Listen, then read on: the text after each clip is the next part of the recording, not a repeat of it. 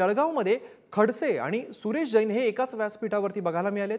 घरकुल घोटाळ्यामध्ये खडसेंचं जैन यांच्यावरती आरोप करण्यात आले होते, मात्र लग्नात दोन कट्टर विरोधी गप्पा मारताना दिसलेले आहेत। जैन आणि खडसेंच्या भेटीने राजकीय चर्चांना उधाण आलेलं आहे।